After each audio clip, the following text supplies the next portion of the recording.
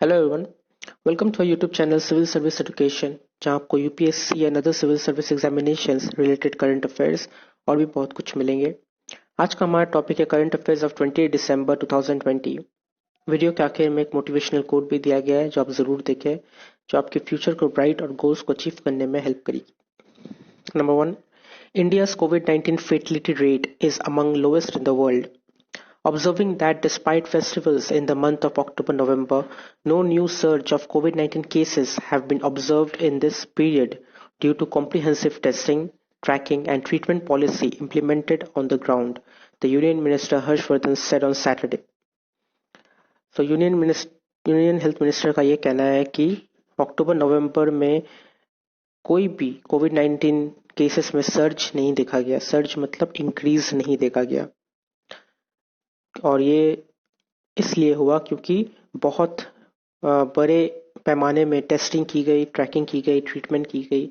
इसके वजह से ज़्यादा केसेस नहीं बढ़ी, और अगर केसेस आई भी तो वो ज़्यादा सीरियस नहीं हुई, ज़्यादा डेथ नहीं हुई। तो यूनियन हेल्थ मिनिस्टर ने यह भी कहा, इंडियाज कोविड-19 pandemic growth is currently at 2% and case fatality rate is amongst the lowest in the world at 1.45% now. तो उनका ये कहना है कि जो करंट पैंडेमिक ग्रोथ है, जो पर डे जो न्यू केसेस आ रही है वो 2% है, और डेथ रेट 1.45% है, जो कि वर्ल्ड में लोएस्ट है। Chairing the 22nd meeting of the high-level group of ministers on COVID-19, he said, India's COVID-19 recovery rate has peaked to 95.46%, while the strategy of testing 1 million samples has decreased the cumulative positivity rate to 6.25%. So, उनका कहना है कि India का recovery rate अब 95.46% हो चुका है, और 1 मिलियन सैंपल्स जो टेस्टिंग की गई थी, जो स्ट्रेटेजी की गई थी, उसके आधार पे जो पॉजिटिव रेट होती है वो 6.25 से घट गई। But there is still a need to diligently and maintain COVID-19 appropriate behavior at a time when the country is at the cusp of authorizing the first set of vaccines. So, उनका ये भी कहना है कि अभी हमारे देश में फर्स्ट सेट ऑफ वैक्सीन निकलने वाली है, तो सबको कोविड-19 अप्रोप्रिएट बिहेवियर जैसे कि मास्क पहनना, हैंड वॉश करना, सैनिटाइजर यूज करना, सोशल डिस्टेंस मेंटेन करना, ये सब बिहेवियर को अभी भी मान के चलना पड़ेगा जब तक वैक्सीन नहीं आ जाती। और वैक्सीन आने के बाद भी ये सब फॉलो करना ही पड़ेगा, क्योंकि ये सिर्फ वैक्सीन से ठीक होने वाली चीज नहीं है। Second, prison population reduced by 10.42% between April and June. A report released on Saturday by the Commonwealth Human Rights Initiative said the population in Indian prisons reduced by 10.42% from April to June due to COVID-19 pandemic. So, ये report release की गई है Commonwealth human rights initiative के तरफ से कि Indian prison में, Indian जेलों में कैदी की जो पॉपुलेशन है वो 10.42% से गिर गई है अप्रैल टू जून में जो प्रिजन में इंडियन प्रिजनर्स होते हैं, जो कैदियां होते हैं, वो उनका पॉपुलेशन कम हो गया है कोविड-19 की वजह से। The reports urged the state governments and prison authorities to continue the measures to decongest prisons. So state government और प्रिजन अथॉरिटी, जो जेल के अथॉरिटीज होते हैं, उनको ये कहा गया है कि आप प्रिजन को खाली करें, डीकंजेस्ट करें, ज्यादा भीड़ भाड़ ना करें। The report title responding to the pandemic, prisons and overcrowding said that after high-powered committees were formed on the orders of the Supreme Court to reduce overcrowding, the occupancy in prisons of 22 states and union territories reduced from 107.8% on December 31st, 2019. So, ये जब कहा गया था कि jail को खाली करना पड़ेगा, ज्यादा कैदी एक जगह पे नहीं रहेंगे, ओवरक्राउडिंग नहीं होना चाहिए, तो जब ये एक टीम बनाई गई तो देखा गया कि 22 स्टेट्स एंड यूनियन टेरिटरीज में 107.8% ऑक्यूपेंसी रिड्यूस किया गया प्रिजन में, जो दिसंबर 31st 2019 में 107.8% था, वो अप्रैल 1st 2020 में 103.1% हुआ और जून 30 में 93.9% हुआ। तो आपको दिख रहा है कि कितना रिड्यूस किया गया है प्रिजन के ऑक्यूपेंसी को, मतलब जेलों को खाली कर दिया गया है। 107.8% फुल था जो कि ओवर क्राउडिंग था, उससे कम करके 93.3% किया गया है। Next, standoff amid pandemic exports China. The military standoff with India along the LAC amid the COVID-19 pandemic showed China's poor intentions, Defense Minister Rajnath Singh said on Saturday. So, Defense Minister Rajnath Singh का ये कहना है कि कोविड-19 pandemic के दौरान China ने LAC line of actual control में India के सामने आके खड़ी हो गई। एक ऐसे ही कोविड-19 एक पैंडेमिक चल रहा था, उसके ऊपर बॉर्डर में आके उन लोगों ने जो किया, ये चाइना का एक पुअर इंटेंशन था। Mister Singh who preside over the combined graduation parade held at air force academy Dandigal, around 45 kilometer from Hyderabad, said India believed in solution for any issue peacefully and through talks. उनका कहना है कि India हर एक situation को peacefully और बातों से handle करना चाहती है, लेकिन यहाँ पे वैसा नहीं हो रहा है। यहाँ पे चाइना चाहते हैं कि वो लोग अपना दम से कब्जा करके रखें, एंड इंडिया भी एक तरह से यही चाहती है कि वो लोग ऐसा करते रहे।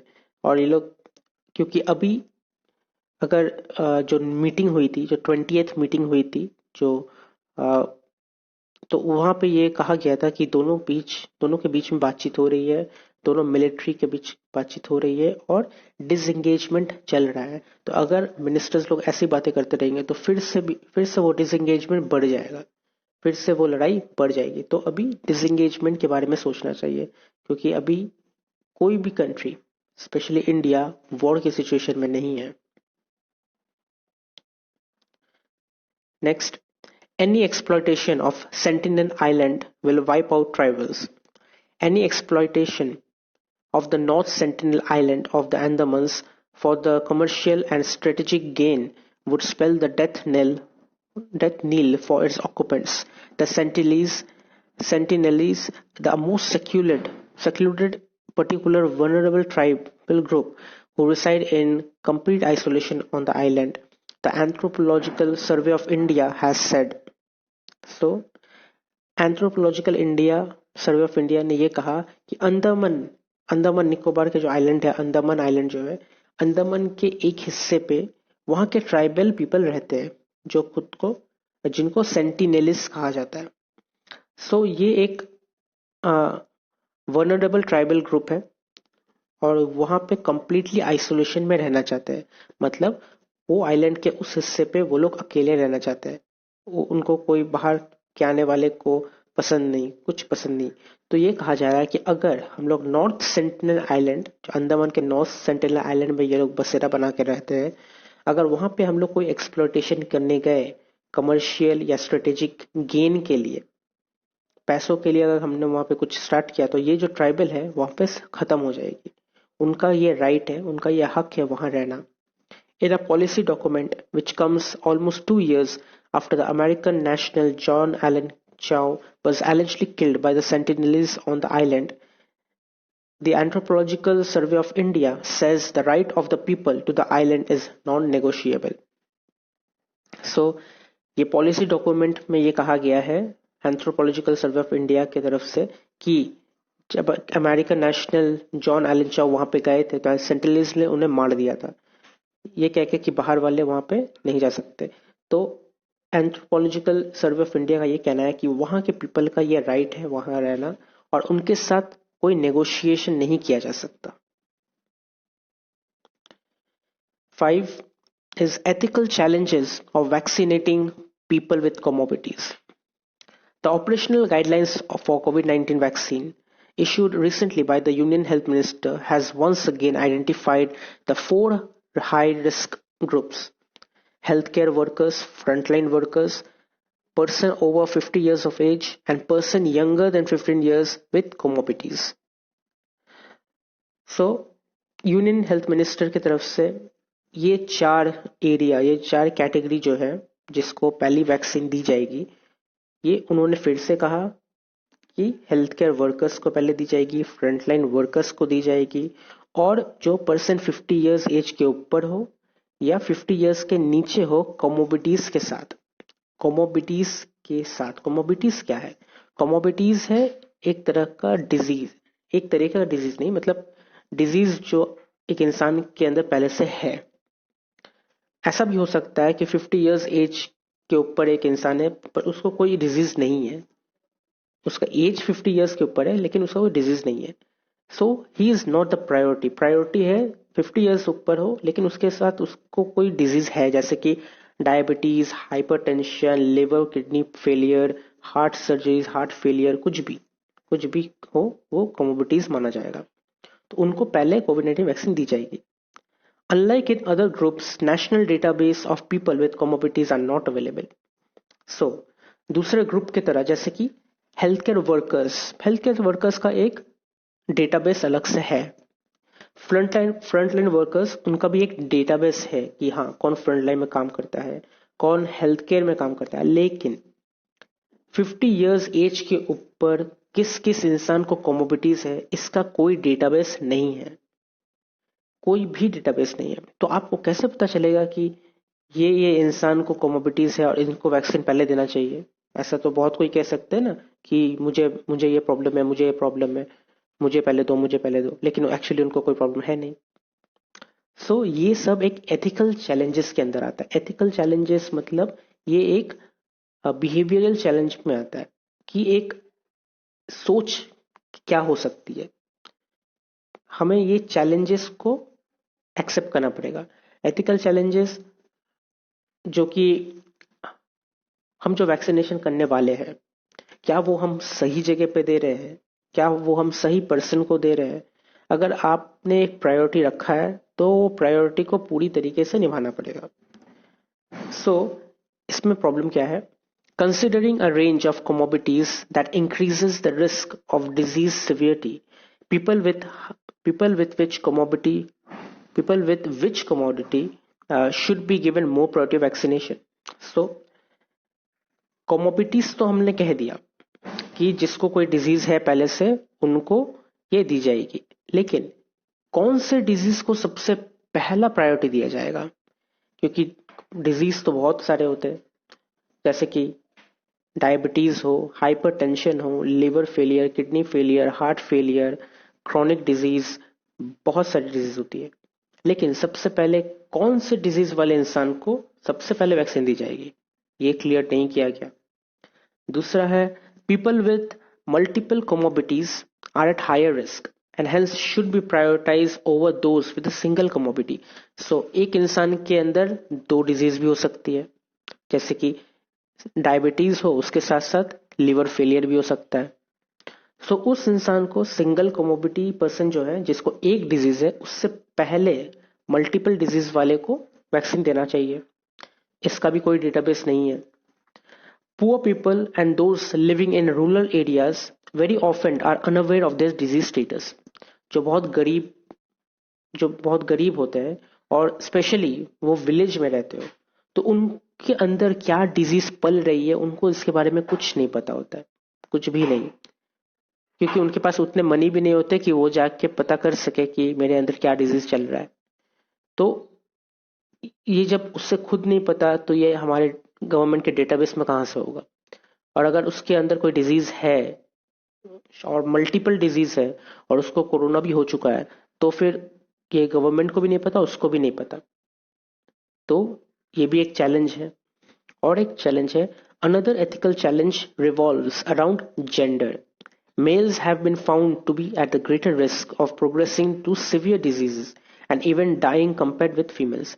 So एक और एथिकल चैलेंज है जो है जेंडर्स को लेके। दैट मीन्स मेल्स और फीमेल्स के बीच में अगर कंपेयर किया जाए तो मेल्स को सबसे ज्यादा कॉमोबिटीज डिजीज का रिस्क होता है और इससे वो लोग मरते भी ज्यादा है। फीमेल्स को कम होती है तो मेल्स को ज्यादा होती है। तो क्या फीमेल्स के ऊपर मेल की प्रायोरिटी रखी जाएगी वैक्सीनेशन देने के लिए? तो ये सब जो एथिकल चैलेंजेस है ये कुछ भी क्लियर नहीं है। ये बहुत सारे चैलेंजेस आ सकती है वैक्सीनेशन के दौरान। तो देखते हैं गवर्नमेंट इसको कैसे टैकल कर सकती है। Next is over exploitation. Long life cycles have endangered a common Himalayan herb. The Himalayan Trillium guianianum, a common herb of the Himalayas, was declared endangered by the International Union of Conservation of Nature last week. So, Himalaya का एक herb था, एक plant था, that is Himalayan Trillium, जिसका scientific name है Trillium गोवानियनम। उसको international union of for conservation of nature ने endangered declare कर दिया, मतलब वो प्लांट एकदम खत्म हो चुका है। अब वो प्लांट ये पूरी दुनिया में कहीं नहीं है और कभी ना आएगी, वो इंडेंजर्ड हो चुकी है। In the recent years, the plant has become one of the most traded commercial plants of the Himalayan region due to its high medicinal quality. So recent year में ये प्लांट बहुत ज़्यादा यूज में आ रही है, क्योंकि बहुत ज़्यादा कॉमर्शियल प्लांट यूज में आ रही है, क्योंकि ये इससे हाई क्वालिटी मेडिसिन बनाई जाती है। It has been used in traditional medicine to cure disease like dysentery, bones, skin boils, inflammation, sepsis, menstrual and sexual disorder. So ये सब डिजीज के लिए ये मेडिसिन बनाई जाती है ये प्लांट यूज करके। Recent experiments have shown that the rhizome of the herb is a source of steroidal saponins and can be used as anti-cancer and anti-aging agent. So ये देखा गया कि इस herb में जो rhizome है उसको यूज करके एंटी कैंसर और एंटी एजिंग एजेंट के तरह यूज किया जा सकता है। This increased its market value and has now become an easy target for poachers. So ये मार्केट वैल्यू में बहुत इंक्रीज हो चुका है, इसका मार्केट वैल्यू बहुत ज्यादा बढ़ चुका है। और जो पोचर्स होते हैं, मतलब जो ये सब बेचते हैं, उनके लिए ये इजी टारगेट बन चुके हैं। सो ये इंडेंजर्ड हो चुका है, ये थोड़ी सी शायद बची हुई है, अगर वो भी गई तो ये एक्सटिंक्ट हो जाएगी, मतलब पूरी तरीके से खत्म हो जाएगी।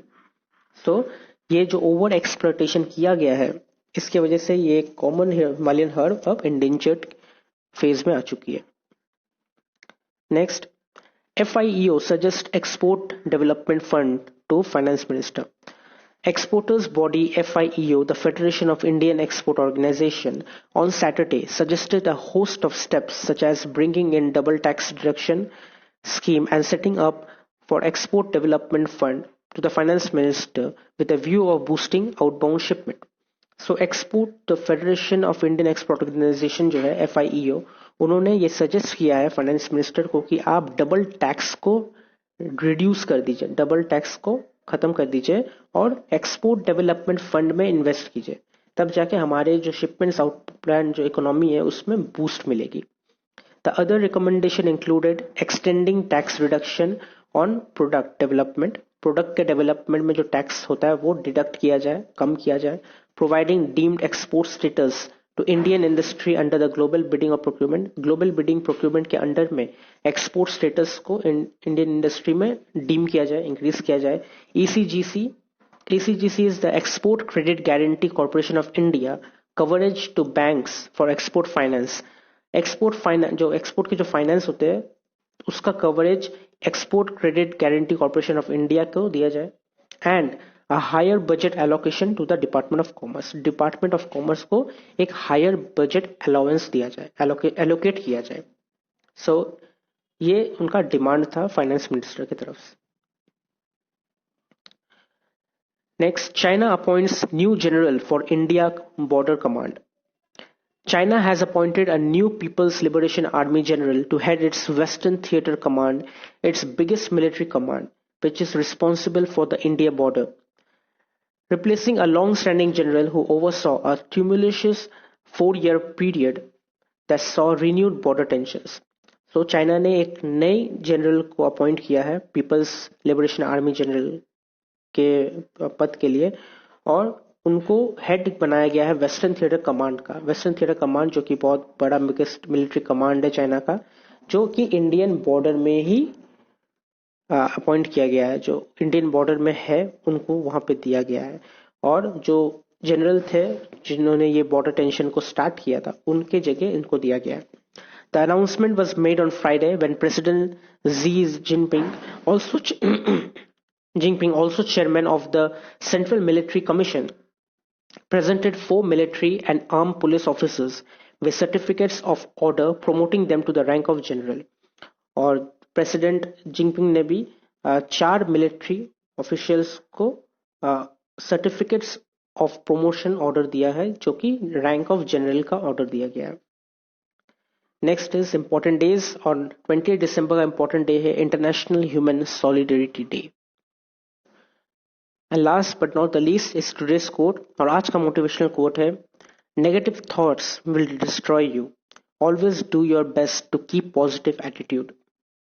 सिंपल सी बात है, नेगेटिव थॉट्स वो आपको पूरी तरीके से खत्म कर देगी. अगर आपके दिमाग में नेगेटिव थॉट्स है तो आप उसे निकाल दें. अपने दिमाग में कभी भी नेगेटिव थॉट्स मत रखना. चाहे आप जितने भी हारो, चाहे आप जितने भी फेल हो, आप कभी भी आपके दिमाग में नेगेटिव थॉट्स को मत आने देना. अगर आप सक्सेस होना चाहते हो तो. अगर आपको सक्सेस नहीं होना है, अगर आपको किसी चीज को नहीं पाना है, अगर आपको हार मान के खुश रहना है, तो ठीक है, आप नेगेटिव थॉट्स रख सकते हो. लेकिन अगर आपको जीतना है, आपको सक्सेस होना है, और आप जो चाहते हो अगर आपको वो पाना है, तो आपके दिमाग में नेगेटिव थॉट्स के लिए कोई भी जगह नहीं है. आपको नेगेटिव थॉट्स को हटा देनी है. आपको हमेशा पॉजिटिव एटीट्यूड रखना पड़ेगा. अगर आप कुछ गड़बड़ में भी जाते हो तो आपको उसमें भी पॉजिटिवनेस ही ढूंढना पड़ेगा अगर आपको सक्सेस चाहिए हो. और अगर आप वो नहीं कर सकते तो आप सक्सेस नहीं हो सकते.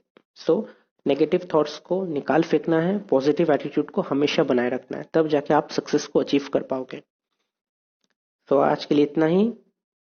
अगले वीडियो में मिलते हैं. तो अगर आपको ये वीडियो अच्छी लगी तो आप इसे लाइक कीजिए, शेयर कीजिए, कमेंट कीजिए, सब्सक्राइब जरूर कीजिए. Thank you.